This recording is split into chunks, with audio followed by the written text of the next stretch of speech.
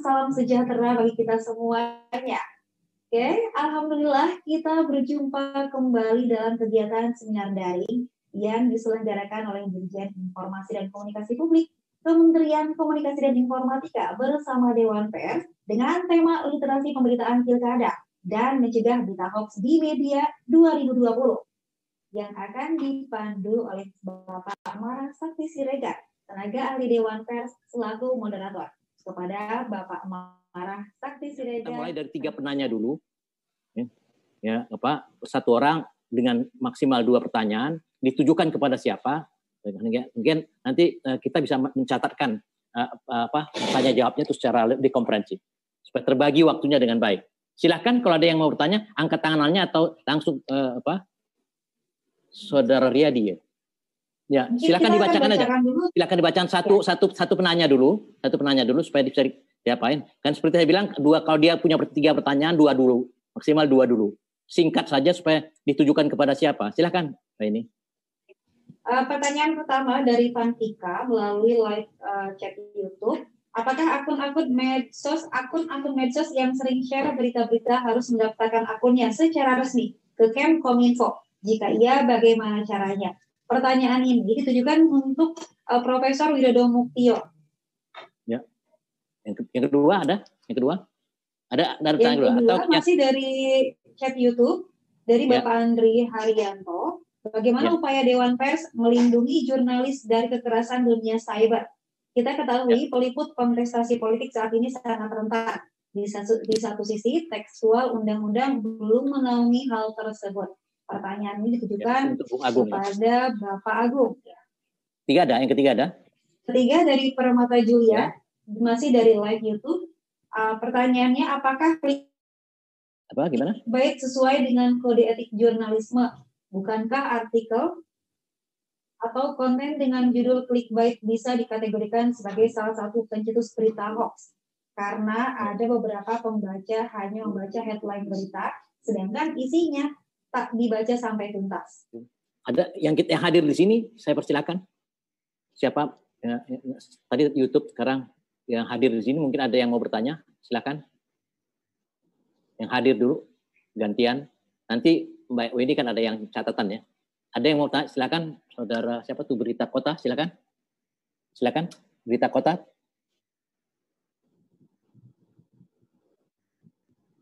Baik. Silakan. Suara? Ya.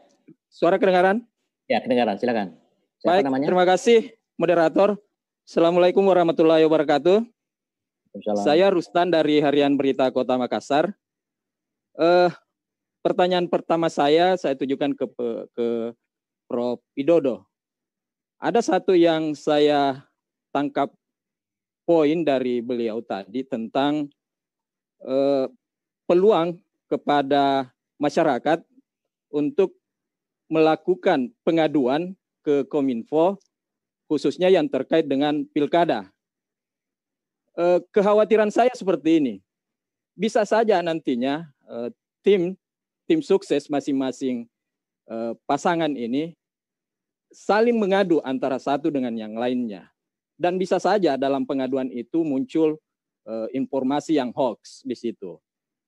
Bagaimana? Pertanyaan saya adalah bagaimana Kominfo menyaring aduan-aduan tersebut agar tidak tumpang tindih antara satu dengan yang lain. Jangan sampai pengaduan yang disampaikan oleh tim yang satunya hanya mencari kesalahan tim yang lainnya. Begitu pula sebaliknya akan berlanjut secara terus-menerus seperti ini.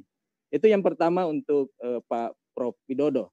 Terus yang kedua ke Pak Mas Agung yang Dewan Pers, saya teringat yang di kalimat terakhir tadi, Mas Agung menjanjikan akan menjelaskan bagaimana kalau misalnya sepasang atau pasangan calon wali kota, khususnya Makassar ini saya bicara, bagaimana kalau misalnya di sana salah satunya itu mereka punya media, untuk kemudian dalam berbagai tahapan pilkada, dia memanfaatkan medianya. Dewan Pers berperan seperti apa di situ? Terus fakta yang terjadi, yang muncul saat ini adalah, ini masih terkait Mas Moderator, ini fakta yang muncul sekarang kan kita melihat bahwa ada pula kandidat calon wali kota Makassar yang punya partai pendukung pemilik media skala nasional. Ini juga mungkin perlu menjadi catatan dari Dewan Pers. Saya kira karena dibatasi hanya 2, saya cukup sekian. Assalamualaikum warahmatullahi wabarakatuh. Terima kasih Bung Rustam. Ada yang lain? Satu lagi yang dari forum ini.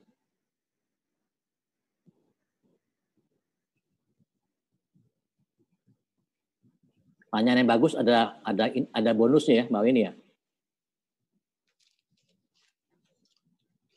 Ada? Kalau nggak ada, saya persilahkan Pak Profesor Widodo untuk menjawabnya.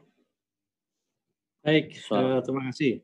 Saya ingin memberikan catatan atau respon dari Pak Rustam ya, dari Berita Kota. Memang momen politik ini kan momen persaingan untuk mendapatkan posisi kekuasaan ya, sehingga dinamikanya sangat tinggi. Termasuk juga ini relevan atau related dengan dunia medsos dan dunia media konvensional. Kalau di dunia media konvensional itu ada namanya media partisan, di mana media itu memang berkepentingan untuk mengegulkan ya yang punya gitu ya. Nah, di dunia medsos itu juga jangan sampai nanti kita lupa bahwa di dunia medsos itu partisan tapi arahnya nanti black campaign.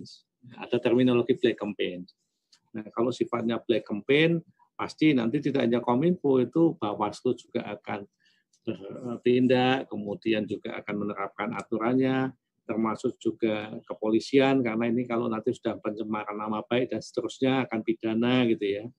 Dan itu sudah masuk kemana-mana. Jadi memang yang kami sampaikan tadi, kalau yang sudah netral itu, misalkan COVID tadi saya contohkan. Kalau COVID itu kan sebenarnya kepentingannya ya kita melawan COVID. Sehingga kalau nuansanya bohong, kemudian tidak sesuai fakta, itu gampang kita take down. Tapi kalau kemudian nuansanya persaingan, dua kepentingan, dan ini nanti terkait bisa dengan pencemaran nama baik, bisa pada black campaigns, maka nanti akan bersama-sama. Kalau tahapan di Kominfo kan satu ada aduan konten, kemudian ada verifikasi, kemudian baru disolusi. Solusi itu bisa di take down atau diminta kepada pemilik platform atau pemilik internet service provider-nya untuk di take down. Jadi begitu. Kalau saya menyarankan, kalau nuansanya sebetulnya hanya persaingan di tingkat Mas Rustam ya, mendingan ke Bawaslu Mas, atau ke kepolisian kalau memang itu nuansanya pidana, sehingga waktunya cepat, karena kan ini pilkada ini cepat sekali kan, kalaupun harus disidang pun juga cepat. Saya kira itu komentar saya. Mas Agung, silakan. Baik, terima kasih. Pak Rustam, terima kasih, Pak. Terkait dengan apa yang disampaikan tadi menarik, barangkali memang ini tidak ada dalam aturan hukumnya. Jadi bagaimana ini menyangkut etik juga. Tetapi saya pastikan bahwa sepanjang balik lagi nih, yang disampaikan oleh Bang Rustam, apakah paslon tersebut hanya dalam kapasitas pemilik atau terlibat langsung dalam ruang redaksi? Kalau sudah masuk dalam ruang redaksi, sudah pasti itu harus steril. Pertanyaan barangkali menggelitik, Bang Agung, ya bisa-bisa saja. Yang dia tidak masuk dalam ruang redaksi, Bang. Tapi kalau kami ini kerja, kalau dia batuk, kita pusing juga, Bang, gitu kan. Kenapa? Bisa dapur nggak ngebul, gitu. Nah, ini barangkali yang sekali lagi memang tidak dalam aturan yang ada. Kita bicara aturannya. Jadi itu yang belum ada. Tetapi kami selalu mengingatkan, gitu kan, kepada semuanya, termasuk barangkali partai-partai besar juga yang di Jakarta yang punya media, bahwa persoalan bapaknya ikut misalnya pemimpin partai itu faktanya. Tetapi sekali lagi saya minta juga kepada teman-teman yang redaksi clear. Tetapi ada hal lagi yang sebenarnya lebih dahsyat. Saya menyitir tadi bahasanya Prof. Widodo, menarik sekali itu bahasanya. Kalau kemudian dicampur adukan, orang dagang, kemudian pembelinya terjebak dengan cerita yang sama, nggak dibeli juga tuh. Jadi jangan sedih kalau tiba-tiba kemudian mohon maaf nih, dengan skala kecil. Yang punya medianya dia, beritanya tiap hari dia, gitu kan. Isinya berita tentang paslon dia. Saya yang mau baca pusing, mendingan saya beli koran sebelah deh. Saya mendingan baca media sebelah deh. Itu hukum masyarakat sadis itu. nggak ada urusan. Saya saudaranya Prof. Widodo, tapi kalau tiap hari misalnya beritanya itu juga, saya bilang, saya ganti deh cerita yang lain. Itu hukum masyarakat lebih dahsyat menurut saya. Jadi sekali lagi ini memang belum ada aturannya, tapi saya mengingatkan, tapi walaupun memang betul lah, agak naif kita berdiskusi dengan tadi bahwa kita tidak ikut campur, Pak. Cuman kalau beliau sudah batuk, Pak, kita ikut pusing juga itu, gitu kan. Itu faktanya, gitu kan. Jadi kalau dibilang, saya mesti gimana, Bang? Ya pilihannya cuma dua, Pak. Kenapa? Anda ambil sikap, atau tadi tiarap. Oh, Bapak jadi ambigu nih. Saya kalau Dewan Pers mengingatkan, gitu kan, bahwa kalau sudah miring-miring gitu kan, kita colek gitu kan teman-teman Pemretnya, Pak Bos, itu kok kayak tiap hari beritamu bapakmu terus, emang nggak ada berita yang lain? Iya ya Bang, ya ingat gitu, kembali ke alamnya. Tapi itu faktanya lah. Jadi sekali lagi menarik, bagaimanapun juga ini menyangkut etik, menyangkut moral gitu ya. Jadi batasannya sangat-sangat di atas segalanya, tapi yang tidak kalah penting, saya jamin ketika orang melakukan itu ya tinggal menghitung hari. Tapi kalau dibilang Bang Rusam, tapi medianya tetap jalan tuh, duitnya banyak berarti. Tapi kalau sudah dijual ke pasaran belum tentu orang beli. Ini mohon maaf barangkali saya salah. Tapi di banyak kasus yang terjadi demikian. Jadi begitu pemilunya selesai, sama dengan media partisipan tadi. Karena mau pemilu dibuat media, satu cenderung ke kiri terus itu kan. Begitu pilkadanya, pilpresnya selesai, kebetulan juga kalah, ya akhirnya tinggal menghitung hari. Saya beberapa kasus datang gitu. Terima kasih barangkali Bang. Ada yang mau bertanya di sini? Silahkan. Kita beri kesempatan juga kepada yang hadir. Mungkin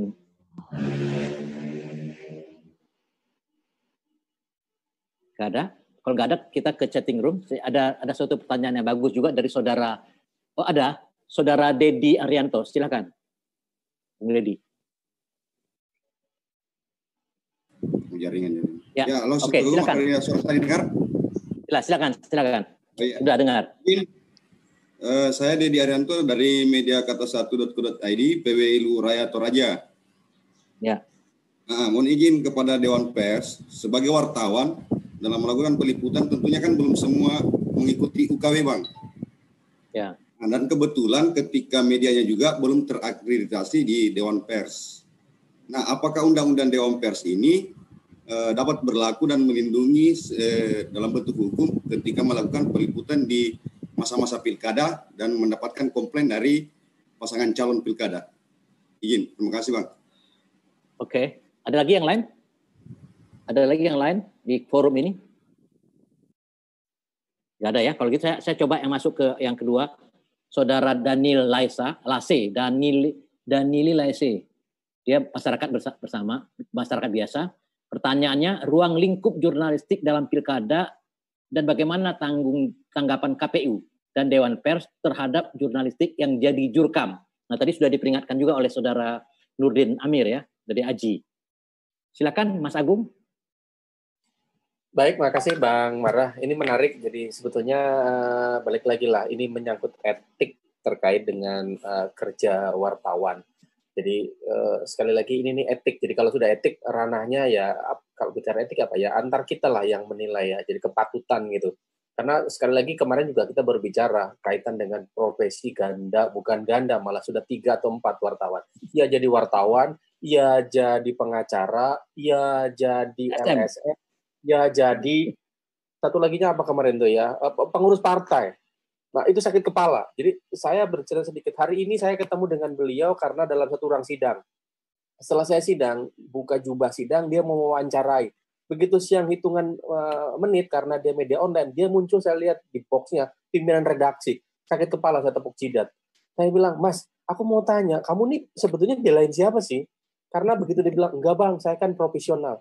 Siapa yang bisa bilang, kalau itu saudara kita, kerabat kita, berurusan dengan orang, rasanya beda-beda tipis lah.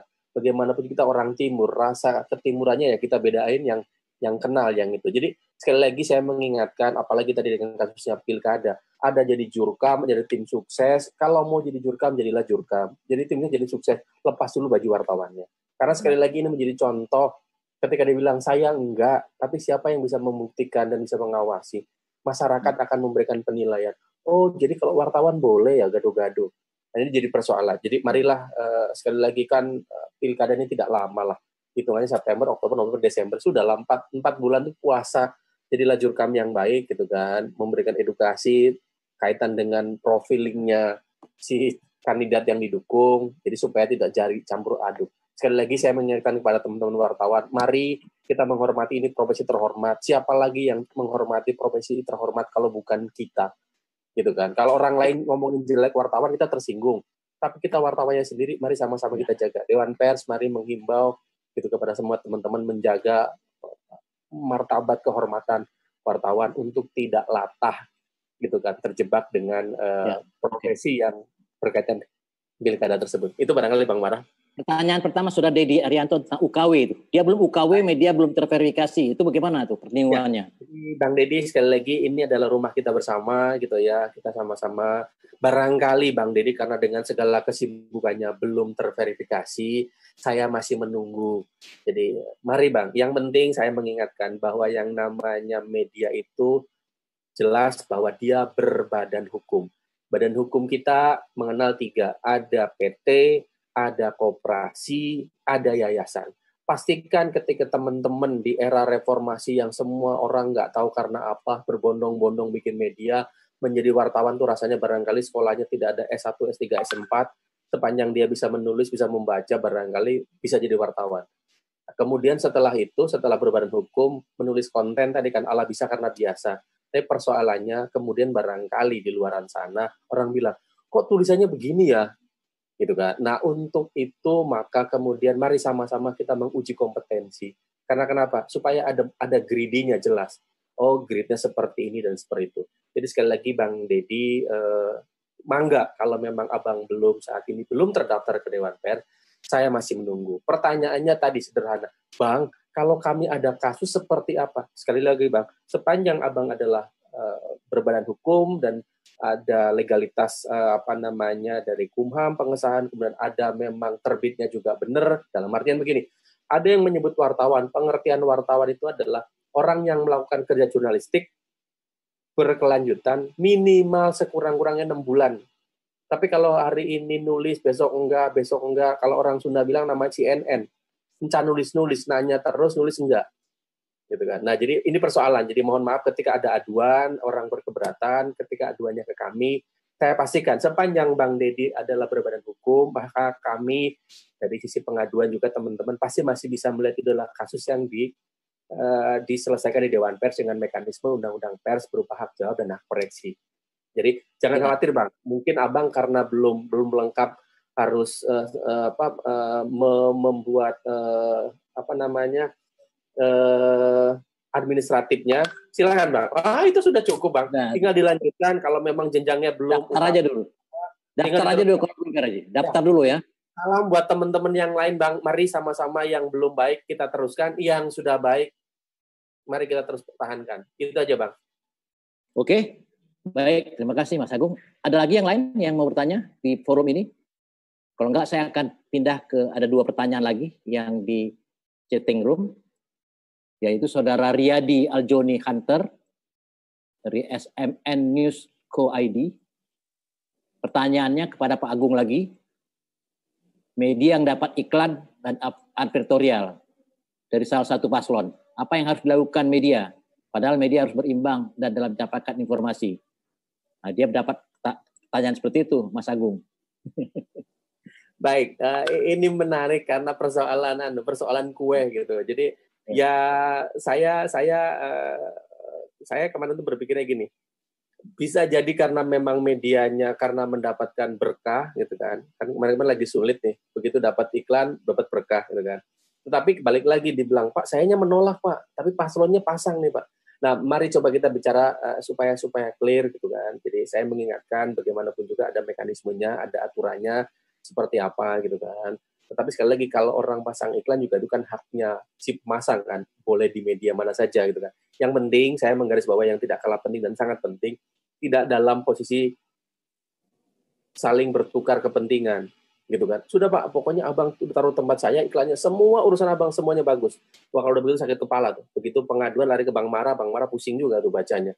Gitu kan. Jadi saya hanya mengingatkan itu. Begitu itu dilakukan, maka sudah pasti akan jadi persoalan gitu kan. Dan ujung-ujungnya pasti akan ada aduan kepada kami. Sekali lagi saya berharap bukan dengan pembenaran begini. Sudahlah Pak, tulis-tulis saja, terima saja iklannya. Ujung-ujungnya namanya juga etik Pak. Kalau dipanggil Dewan Pers, ya namanya juga etik Pak, itu aja. Nah kalau sudah begitu rasanya juga itu menurunkan kualitas teman-teman dan kredibilitas kepercayaan masyarakat terhadap kita dan semuanya. Jadi saya tidak bangga, tidak senang ketika dibilang, sudahlah Pak, kapan lagi dipanggil Dewan Pers Pak, kalau nggak ada aduan dari masyarakat. Oh jangan deh kalau begitu. Itu barangkali Bang Marah. Baik. Masih ada lagi yang mau bertanya di forum ini? Baik, teman-teman sekalian, saya kira ini diskusi yang menarik dan mencerahkan dari 4 pemakalah, kemudian juga diiringin oleh beberapa pertanyaan-pertanyaan yang menurut saya cukup kritis dan memberikan langsung menohok pada persoalan-persoalan yang mengemuka selama pilkada ini. Dan tentu saja karena pilkada ini memang pilkada yang lanjutan yang sifatnya memang lebih digital karena ada ancaman daripada pandemi. Saya ingin menyimpulkan sejumlah hal yang ditemukan bahwa peserta dan para pemakalah di sini sudah memberikan partisipasi mereka untuk mengemukakan keadaannya tekad atau keinginan bersama untuk ingin agar pilkada serempak ini yang akan mau dimulai 9 Desember bisa dilaksanakan dengan bagus, dengan sukses, dengan partisipasi yang tinggi, dengan demokratis, tapi tetap aman dari segi pandemi. Yang kedua itu keinginan itu kita tangkap bersama dari 4 pemakalah. Yang kedua ada sejumlah kelemahan-kelemahan yang masih perlu diingatkan lagi dari Aji, perlu mengingatkan supaya jangan ada orang yang media atau wartawan yang merangkap sebagai jurkam atau tim sukses. Dari Bung Agung ada pandangan-pandangan ke depan untuk memberikan wartawan atau para jurnalis itu tetap berada di koridornya sesuai dengan aturan yang ada dalam kode etik jurnalistik, kemudian juga dengan payung hukum undang-undang pers agar tidak tersesat. Kemudian ada implementasi yang sangat optimistis dari Bung Farid Wajdi tentang Makassar yang mempunyai ciri khas diri dibandingkan dengan pilkada yang sebelumnya. Dan tentu saja yang komprehensif menurut saya adalah sajian yang disampaikan oleh Profesor Widoyo Suditno tentang tentang persiapan pelaksanaan daripada pilkada itu menurut perspektif dari Kementerian Komunikasi dan Informasi. Bapak-bapak dan ibu-ibu sekalian, saya kira itu poinnya. Dari Aji ada pesan yang sangat serius kepada wartawan untuk tidak menjadi jurkam. Saya kira itu diulang-ulang dan posisi Dewan Pers juga saya pikir seperti itu ya Bung Agung, bahwa tidak mau wartawan itu dan media itu menjadi juru kampanye. Jadi kan karena itu menjadi tim sukses harus ada pemilihan pagar api yang jelas dan itu mesti kita ulang-ulang tekankan pada para wartawan. Saya kira itu dengan demikian kita harapkan yang ke depan itu meskipun ada beberapa sejumlah kendala yang serius yang kita hadapin, tapi kalau ada kebersamaan, ada kolaboratif, ada perasaan kolaboratif untuk bisa menyukseskan pilkada ini, pilkada 2020, insya Allah kita akan bisa mencapainya itu. Mungkin lebih bagus dari seperti yang target partisipasi yang 70%, kalau memang semua partisipasinya, tone-nya bisa disampaikan secara positif seperti itu. Saya kira itu konklusi yang bisa saya sampaikan. Saya ingin mengucapkan apresiasi dan penghargaan yang tinggi untuk semua pemakalah, Profesor Widodo Sudityo, kemudian Mas Agung Darmayaja, kemudian Bung Farid Fajli, kemudian Bung Nurdin Amir. Juga tuh semua peserta yang sudah ikut berpartisipasi dalam acara ini, termasuk yang ada di luar, yang lewat YouTube ya, atau di luar yang partisipasi di luar. Mbak Weni, katanya akan ada hadiah, berapa hadiah bonus pada pertanyaan yang bagus? Iya. Tadi beberapa pertanyaan datang dari live video, itu kita akan umumkan setelahnya. Ada dari untuk Pak Rustam, Pak Dedi Aryanto, dan juga beberapa pertanyaan dari YouTube dan chat yang telah kita bacakan juga Pak. Masing-masing akan mendapatkan voucher Rp100.000, voucher belanja. Lumayan, bagus, alhamdulillah. Saya kira itu ya, dari saya terima kasih sekali lagi Pak Widodo, Mas Agung, Bung Fajri, kemudian Bung Nurdin Amir. Sampai ketemu di pertemuan atau diskusi yang berikutnya. Terima kasih. Assalamualaikum warahmatullahi wabarakatuh. Saya kembalikan kepada Bung Edi. Waalaikumsalam warahmatullahi wabarakatuh. Terima kasih kepada Bapak Marah Sakti Siregar, tenaga ahli Dewan Pers selaku moderator, dan juga para narasumber yang telah berkesempatan memberikan paparan dan juga pengetahuan baru kepada kita semua dan juga seluruh peserta yang juga bergabung dalam seminar hari ini dengan tema literasi pemberitaan pilkada dan mencegah berita hoax di Pilkada 2020. Hadirin, sebelum saya menutup perjumpaan kita kali ini, dimohon semuanya untuk bersiap dan tersenyum untuk kita lakukan foto shoot kembali ya.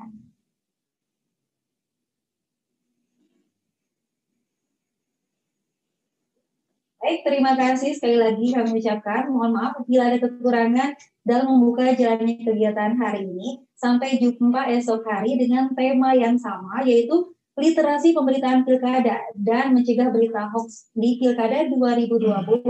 Saya Lini Abdul Malik, salam hangat dan tetap semangat. Assalamualaikum warahmatullahi wabarakatuh. Waalaikumsalam warahmatullahi wabarakatuh. Izin pamit untuk diri, terima kasih.